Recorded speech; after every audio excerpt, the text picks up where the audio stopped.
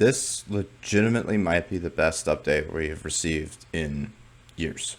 I thought Generation Zero would be slowing down development more and more as things went on, but now I'm not so sure. This update is far more substantial than anything I ever could have expected. When I first heard they were adding a new Reaper level boss to the game, I was certainly pretty happy, but I thought that would be the whole update, and boy was I wrong.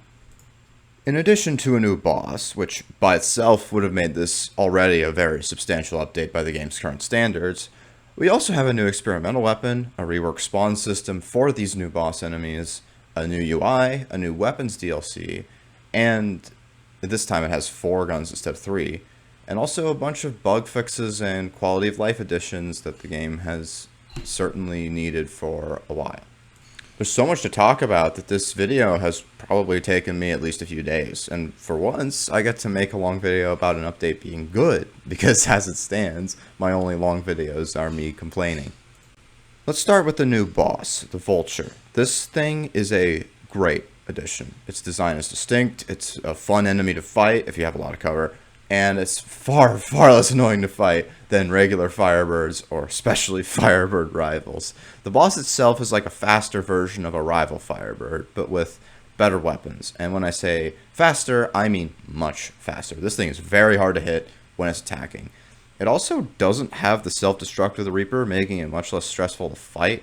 And I don't have an issue with that on the Reaper, but I think it's a good thing that it wasn't brought over to this boss too. I think it's better that that's a Reaper unique thing.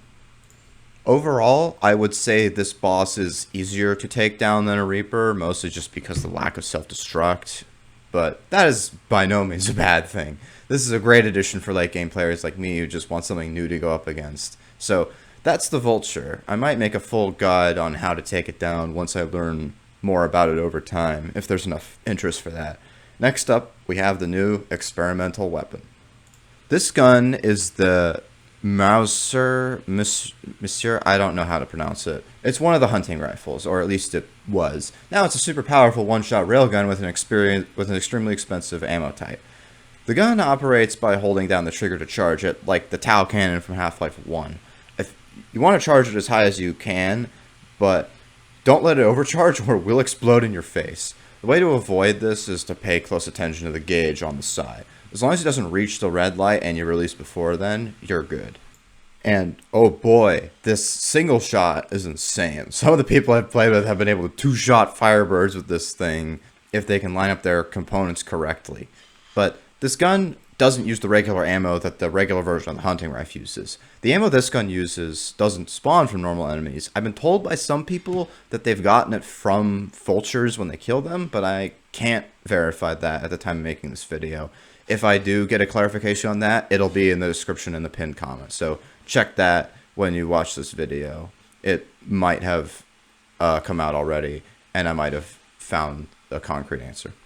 Instead, you have to craft this ammo using a new material that you primarily get from recycling EMPs. You also need electrolytes and steel. Now, keep in mind, this weapon is also one shot per reload. It's almost like a musket or a breech loader. It takes about 2 seconds to fire, so make sure you're careful when you fire it, and only take shots when things are extremely favorable and the enemy is staying still. So that's the new Mauser experimental weapon. Its uses are very, very niche, which has made some of the other EXPs not very useful, but in this case, the niche case that this gun covers is more common, and it is very good for it. I can already imagine this thing being brought along for Reaper fights to help take down the shield generators, or when it's about to self-destruct when almost dead, just because of the sheer damage this thing does. Next up, the spawn system for the Reaper and the new Vulture has been reworked. They are both now classified as Tyrant enemies. So before, the Reaper was the only Tyrant, and it would spawn as normal rivals would, just randomly appearing in the world when certain conditions were met. But now, spawning these enemies is much more intentional. After this new update, regular rivals drop a new item called coordinate data. This is a weightless currency that is spent to spawn the Reaper and the Vulture. Once you have enough of this coordinate data, you can go to a max level base assault. There is a new structure that will spawn in the base that is protected by the shield generators, so don't worry about accidentally destroying it until you destroy all the shield generators. The structure is a hatch that leads to an underground terminal. This is where you spend the coordinate data and choose which boss to fight. Now, one important note, the coordinate data is separated between Phoenix and Soviet machines. Soviet rivals will drop currency that can be used to spawn a Vulture, and Phoenix ones will drop currency that can be used to spawn a Reaper. This means that you have to grind rivals of the faction of the specific boss you want to fight. So the process essentially boils down to kill rivals of the specific faction you want and collect their coordinate data. Now, since it's weightless, you don't have to worry about it taking up any space in your inventory or whatever. Then go to a max level base assault and make sure to go into the hatch to spend the data. Once you do all that, the boss will appear somewhere in your map like it did before. I have been able to personally verify that you can have both a Reaper and a Vulture in your world. Although, having them run into each other, as fun as that would be, I haven't gotten it to happen yet, just because of the sheer chance of them spawning. Now, overall, I do like this new system, although getting Soviet data can be a bit of a pain if you primarily kill rivals in the forest and farmland regions like I do, since those are much more dominated by Phoenix. Still, I like that this gives much more intentionality to the bosses entering your world. Now, next up, we have the new inventory UI. I don't have much to say about it since it's not a huge change to any of the game itself, but I would like to bring up a few points I have about it. First up, I really like how much more information it puts front and center.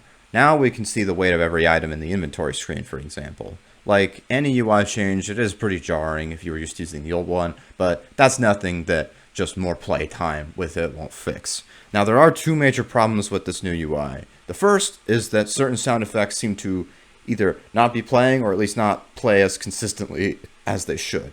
So, for example, when recycling items, you no longer hear the power tool grinding sound effect. The other problem is that sometimes when looting enemies, when you pull loot out one by one, the items will change the order they're displayed, which can lead to you accidentally taking the wrong items if you're filtering. If you're just somebody who takes all every time, this isn't an issue for you, but I do sometimes take stuff out one by one because there's certain things I don't want to take. So be aware of that if you are someone who does that. And I'm pretty sure both of these will be fixed pretty quickly because both of these seem fairly obviously to be bugs. So it's probably, in fact, by the time I get this video up, it might already be fixed. Who knows? I do think that once the small issues with this UI is fixed, it'll probably be better than the old one for the sole reason that it puts so much more information on the screen right where I want it, right where I can see it. So that's the new UI. Next up, there is the new weapons DLC. In raw terms of the guns, it's probably the best weapon DLC in the entire game. The only one I haven't started to use in my loadout is the new Deagle style weapon, and that's because that's a niche that's already covered in my loadout by the PVG and the new experimental. The other three guns are great. The minigun is ridiculously fun to use, but it only works up close, which doesn't really matter because it absolutely shreds everything. The only real problem to be aware of is just how fast it consumes your 7.62 ammo. This goes through 350 rounds in a couple of seconds. It also makes you way slower when you're holding it. For augments on this, I would recommend something like Titan Toppler, Hell Stealer, or maybe the new Faster Reload augment on it. Next up is the Spaz, which is very similar to the semi-auto shotgun in the base game, although this has a bigger ammo capacity. I haven't really been able to decide which I like better because I haven't been able to get my hands on a 5C Spaz yet, but the 4C Spaz I like a lot, but I need to test more. Again, check the pinned comment and the description for updates on that. And the final weapon that this new DLC adds is the revolving grenade launcher, which is very similar to the other one-shot DLC grenade launcher. I've started using this one instead because it can have up to 12 rounds with the extended mag augment, and this one also consumes ammo pretty fast if you spam it. This seems to have a smaller blast radius than the other DLC grenade launcher, but not by very much, so I use this new one over the old one now. So, overall, this DLC is great and absolutely worth the $5 if you want more guns to play with. The only issue with it is something that some people I play with have said, which is that it's not necessarily great that so many great guns are DLC. I personally don't care. I understand why people have an issue with that, but if that money is going towards developing the game, I'm totally okay with that. In fact, I think if anything, we should reward the devs for putting out such a big update so long into the game's lifespan by buying DLCs like this to show that we still care about the game and to incentivize them to develop it more. Speaking of developing the game, there is something else I need to talk about with this update, and that's the bugs, because this has a lot of them. This update has some serious issues, at least at the time I'm writing the script and recording this video. And so, first up, the single player, the game is overall pretty stable, although I have noticed some stuttering, but it's mostly fine. In multiplayer, though, oh boy, there needs to be a hotfix. Now, as the host in multiplayer, it's, again, mostly fine. But if you're joining someone else, you are in for some problems depending what you do. The biggest problem I found is that when doing base assaults, any players other than the host crash constantly. You should just do those solo and have your friends join your world after. Which sucks because, as I mentioned, the base assaults are part of how you spawn the new Vulture and Reaper. There are a few other bugs and stutters, but overall, that is by far the biggest problem. Now, to be fair, I'm sure that this will all be fixed very quickly. In fact, I wouldn't be surprised if a hotfix has come out by the time this video goes up. Every update to this game has had a few problems like this, and they're always quickly fixed. And the fact that this such a substantial update came out as stable as it is very, very surprising given the track record of the previous updates, and it really shows that devs are putting a lot more time and effort into playtesting, which is great. I think that's the biggest theme with this update. It's way bigger than I expected. Like I said before, I thought this would only be the Vulture, and that would be good enough, and maybe they'd throw in a new weapons DLC, like they usually do with updates. Instead, we got those two things, and a bunch more. I've had this feeling for a while that Generation Zero is in its final days of development, and while I still think it is slowing down, I no longer think it will end in 2024. If the devs are willing to do this much content in an update, maybe there's hope we might get more like this. Or maybe they'll get complacent again. We'll see. Still, this update is great, and I'm so glad to have so much more to do in this game now. I've seen so many people I used to play with who fell off the game come back, even if it's just for a short time. This is the most hope I've had for Generation Zero's future in literal years. So, if you've been playing the game for a while and have maybe fallen off, I can't recommend trying out this new update enough. If you're wondering whether the new DLC is worth it, I would say it is. I would say give it a go if you can spare the $5. Minigun alone is more than fun enough, but it also has got the grenade launcher and the shotgun, which are both great too, so it is more than worth it. And there you go. I got to make a decently long video where I actually praise the game. I think I prefer this. I complain about the game and its updates a lot, but that's because of the old saying, people boo because they want to cheer. I want this game to succeed and continue getting new content and drawing in new players. I care when it screws up because I know it can be better. To see such an overwhelmingly good update with so much content in it is great. When the devs say they were saving the skills revamp for after the new content they were planning in 2024, I was kind of confused because I didn't think it was going to be big enough to really affect it. And boy, was I wrong. If this is what the rest of 2024 was going to look like, it might have been a good idea to save that skills revamp until then. And I'm very glad I was wrong, because this is great. We're getting so much more content. We're getting so much more to do. So hopefully that assumption that it was slowing down only gets more wrong as this year goes on.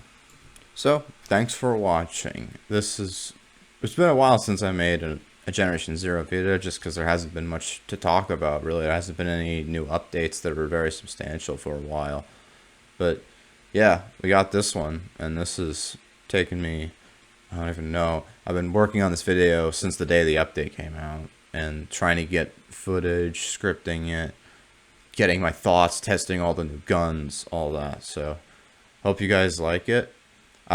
If you have any other thoughts on this update, or if I got some stuff wrong in this video, go ahead, do all the YouTube stuff, comment, yell at me if I got something wrong. If you want to see more content like this, obviously do the typical stuff, like, subscribe, all that. And yeah, I'll see you in the next video. Hopefully the next one about Generation Zero gets to be this positive too. And yeah, like I said, check the pinned comment in the description for any updates I have. If I verified something else, or if I noticing anything wrong in the video or whatever, check that before you yell at me for getting something wrong, because there's a chance I might have already addressed it.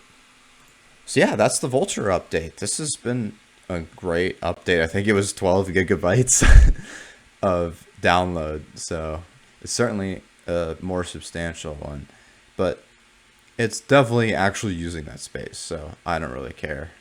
So yeah, like I said, check out this update if you've fallen off the game for a while, because this is absolutely one of the best updates we've had in literal years, like I said. So yeah, see you in the next video. Bye.